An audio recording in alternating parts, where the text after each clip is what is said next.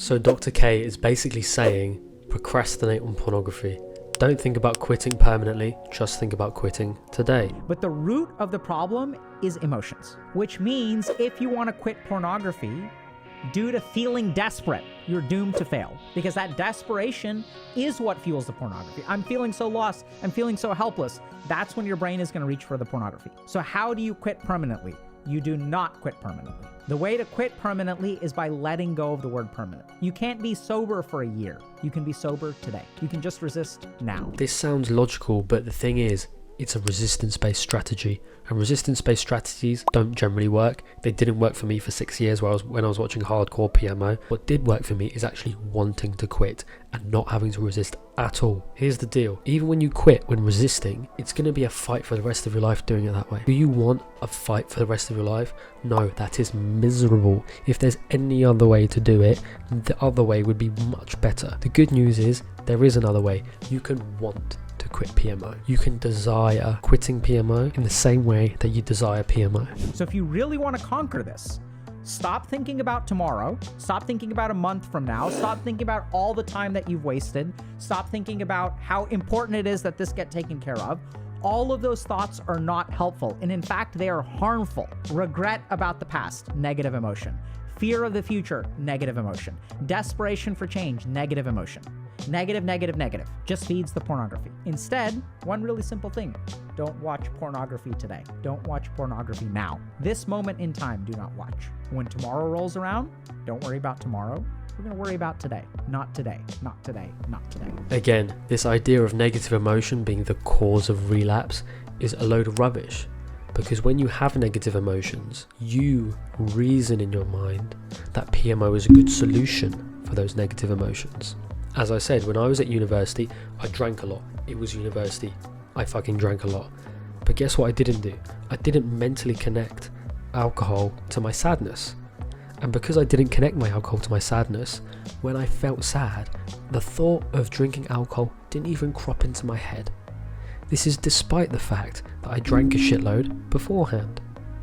But guess what I did choose to react to my negative emotions with PMO. The truth is that I saw PMO as a solution to my negative emotion. I saw PMO as a solution in my mind's eye. If you don't see it as a solution, you won't feel like it's a solution. You won't feel the need for it. And as I said, PMO, you can think about this and realize, okay, why do I feel stress? I feel stress because of my stressful perspective on things and ruminating on that.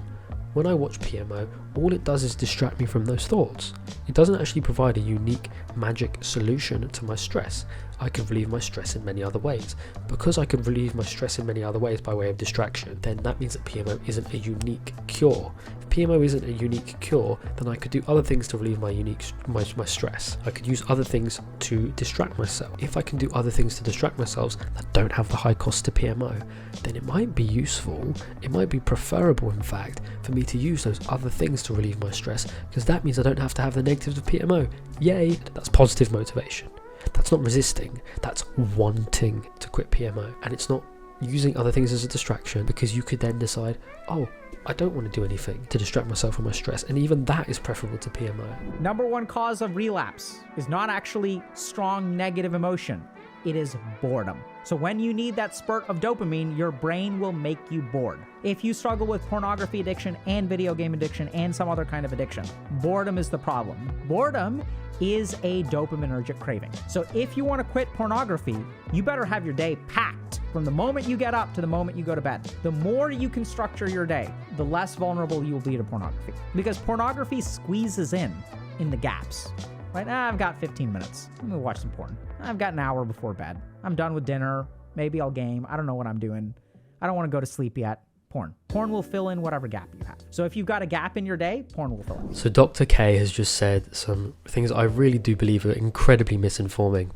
He says that boredom is a dopamine craving, and therefore you need to fill your day out with stuff so that you don't use porn. Here's the thing. Again, you have to mentally connect porn to be a solution to boredom. You have to see it that way. Once you realize that it isn't a solution to boredom, and that anything is a solution to boredom, and that you don't uniquely need porn for it, porn loses a lot of its value. Once you realize you can be just happy, you can be just fine without PMO, and in fact you get the benefits of not PMOing. You get all of that stuff that you actually want from not PMOing. You can have all of that. You realize there's nothing stopping you from doing it because there's no addiction. You have full mental freedom to do so. You can just choose those benefits of not PMOing. You know that porn isn't a solution to boredom. I could smack my own head against the wall and that would be a solution to boredom. When prisoners are in solitary confinement, they will take their buttons off of their shirt, ping it out the wall, and then get on their hands and knees and try and find it in the dark. That's fun for them. That's releasing boredom. You could do that to release boredom. You don't need porn to do it. And the idea that you need porn to fill in the dopamine gap is a load of bullshit. It's bollocks. You can quit porn and on day one you can be bored as fuck and not want porn. Number 2 is structure your day as much as you can. Number 3 is remember that the root of pornography is emotional regulation. As long as you do not have alternate emotional coping skills, pornography will be your default. This is where stuff like meditation works really well, or doing something like seeing a therapist, things like that. Like, you need some way to regulate your emotions because the trash has to be taken out.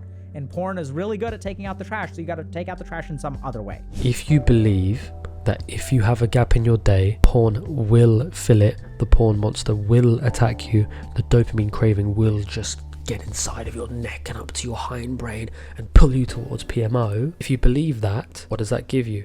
It gives you a very strong reason to continue PMOing because you believe that you need it in those moments. You don't actually need it, but if you're convinced because of this neuroscience, that belief, that idea that you will need it and you don't have a choice, that belief means that you're now constrained to PMO. If you dispense with all of that and you realize, I have free will, I have mental autonomy, I can actually do what I want, and you want to abstain, you can abstain. There's no invisible force stopping you. This dopamine stuff is just super toxic. When I stopped believing in all of it and I started to realize, hang on, I started to live in the first person. I started to forget all of this stuff going on in my head apparently, and I just lived using my mind, not my brain, my mind, my first person. The fact that I have free will, I embraced that, and I stopped feeling as though I was beholden to my brain. And when I did that, it's just common sense. When you overcomplicate with all this neuroscience stuff, it cucks you because you now believe that you need porn. I've got 5 minutes here. Oh no, I'm going to need porn. I'm going to need porn. Oh no. But when you don't believe that, when you just think it's all bollocks, I don't believe it, I don't need it. I don't need it. I'm free. What do I want to do? I want to abstain from porn. I feel really good. I'm not. I could just not watch it. I have free will. I don't need it for anything. What happens if I don't watch it? Oh, this is nice. I'm not watching it. I'm having fun. I'm living a good life. And that's how it is. He's saying that you need some way to regulate your emotions. Mindfulness, a therapist. Here's the thing. Who the fuck wants to be mindful when you want porn now? No one. That's the thing. Is you want porn. Not that your brain wants porn. You want porn, and I'm not blaming you. I'm not pointing the finger. I was the same for years. It's not that your brain wants porn and oh no, my brain's going to drag me. Think about the first person. Think about mind. Think about free will. You want porn, and then if you stop and question, hang on, do I really want it? Do I really have to do it? I don't have to. Fuck, I don't have to.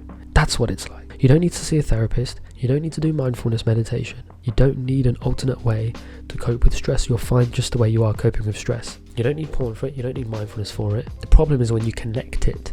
You think, oh, I need to see a therapist. I need to be mindful, else something bad's going to happen. I need to watch porn, else something bad's going to happen. Cravings. Oh no, that's the problem.